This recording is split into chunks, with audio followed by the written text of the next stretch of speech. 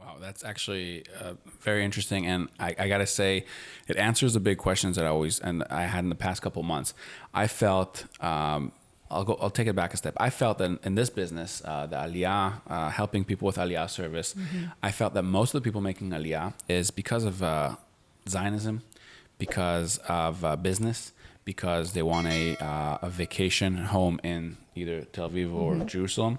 They want to be close to their friends and family that made Aliyah, lone soldiers, students, and the big one in the past couple of years was anti-Semitism. So I feel like now, the past year, is mostly because of people realizing that this is for the next couple years or decade, this is the healthiest place to be in the world. Yes, and so, I think it will bring people back who already had made Aliyah. For example, there is definitely a population of the 50-year-olds plus who have retired, who own homes here, who made Aliyah, and who mostly live abroad, and who come back for the summer holidays, for example, and see their family who live here.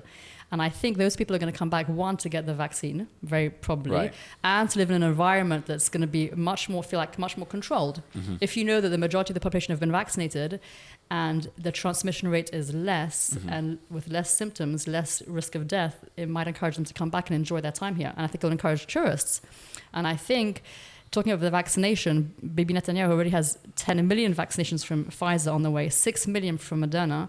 He's covering his population. The next thing you talk about, the Zionism, and let's avoid anti-Semitism, is I think he'll have to populate the Palestinian population, because that's another thing we're going to have to deal with. Because abroad already, with Israel being the leadership in this vaccination, it's also coming with anti-Semitism.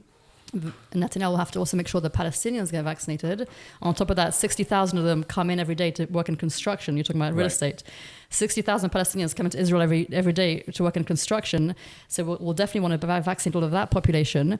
And it will look like good in the image of the international viewers that there's less anti-Semitism. We're also looking after our neighbors.